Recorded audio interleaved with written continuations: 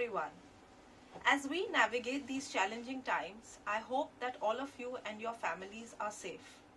I also take this opportunity to wish you a very happy Dashera, Shubho Vijaya and a happy Diwali in advance. Equity markets in the month of October remained buoyant. The upmove in the Indian markets was in line with the emerging markets which outperformed the US markets. Foreign institutional flows remained resilient. During the month, FIIs were net buyers of Indian equities to the tune of $2.3 billion. Over the last few months, FIIs have been big buyers in Indian equities, especially since the domestic banks have raised capital in order to shore up their balance sheets. MSCI is also set to incorporate new foreign ownership limits in their next rebalancing scheduled in November. Consequently, India's weight in the emerging market index of MSCI would increase. This could, as an estimation, translate into almost $2 billion of passive flows into Indian equities. In the midst of all the challenges that we have faced, there appears a silver lining. Unlike in Europe, the COVID situation has improved rapidly in India. Daily new cases are down 45%, and the death rate is also down since the September peak. More notably, the recovery rates are improving and hence the active cases are declining as well. Large cities seem to now have manageable hospital situation as well, and therefore the hope is that the worst is behind us. However, one must remember that with the upcoming winter season, though milder in India than in Europe and the US, the chances of a COVID case surge cannot be ruled out. The festive season is a risk as well. However, we believe that with the current improvement in the situation, the probability of a government enforcing strict lockdowns again seems to be low. On the global front, liquidity continues to remain ample. Central banks around the world have kept rates low and their policy stance remains accommodative. The US presidential elections are around the corner and the outcome is being closely watched. On the domestic economy front as well, high-frequency economic indicators in October shows that the ongoing revival in economic activity continues unabated and we are getting closer to the pre-COVID levels.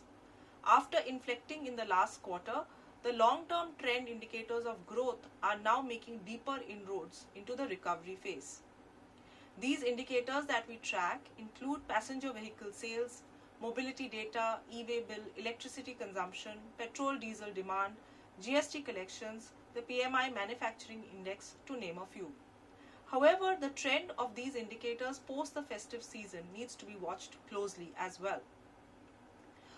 On the policy front, while there were concerns about inflation, and that probably deterred the Monetary Policy Committee from cutting the repo rate in the October policy, the minutes of the policy meeting highlights that the members expect that the recent inflation readings are likely to be transient, driven mainly by supply-side disruptions as well as high food prices.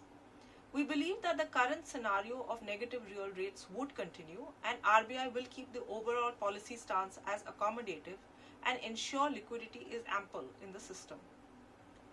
The central government too has outlined measures to boost consumption just prior to the festive season. The government continues its journey on the structural reforms path with the focus of improving the share of manufacturing in India's GDP. Reforms on labor and agriculture are also steps in this direction, and this along with the launch of the production-linked incentive scheme starting with mobile phones and parts and pharmaceuticals is expected to boost manufacturing.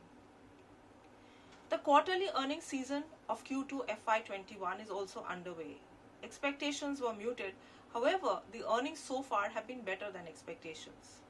The key highlight thus far has been the strong improvement in margins, leading to growth in operating profits. The management commentary by and large seems to suggest that companies are well on their path towards demand normalization. The continuation of this trend post the festive season is critical. Also, the organized sector is benefiting at this point in time due to a market share shift from the unorganized space, and companies with strong balance sheets and cash flows are faring much better. The key trend that is sustaining is that rural demand continues to do well, especially so in housing, which is positive for sectors such as cement, building materials, and consumer electricals.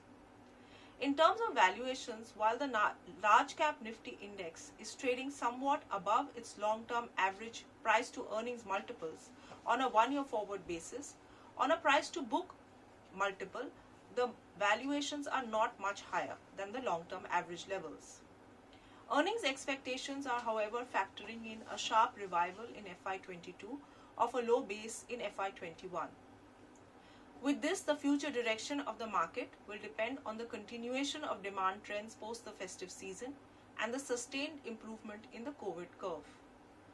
Therefore, we believe that today the market is more micro in nature and hence bottom-up stock picking is the way forward. In this respect, we strongly believe that we need to focus on companies that have strong balance sheets, low leverage or debt, variable cost structures and cash flows which are strong, and also those companies that are gaining market share in their respective industries. The transmission of lower rates has improved especially to companies which have stronger balance sheets.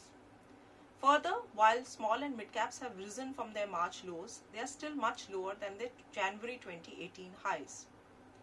Our focus is on positioning the portfolio in such sectors and companies to take advantage of earnings recovery.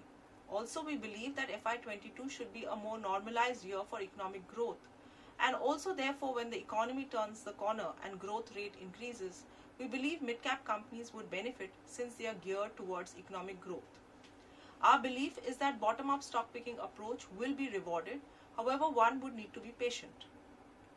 We follow a balanced approach to portfolio construction with presence in domestic cyclicals like cement and industrials and large private sector banks, as well as defensives like IT or technology and consumer. Some of the key structural themes in our portfolio include identifying companies that benefit from consolidation or market share gains in their respective sectors. The shift from the unorganized to the organized sector continues. Supply chain shifts away from China to India is also a theme that we continue to see going forward. The rural recovery remains strong, while at the margin urban indicators are improving, and financialization of savings remains a structural theme. The human race is extremely resilient, and as Nelson Mandela once said, "Do not judge me by my success, judge me by how many times I fell down and got back up again." We continue to believe that given the current backdrop, timing the market is very difficult, and hence time in the market is far more important as a step towards long-term wealth creation. We believe that one should stay disciplined in their approach to equity investments, and the systematic investment plan is the best way forward. Stay safe, stay invested. Thank you so much.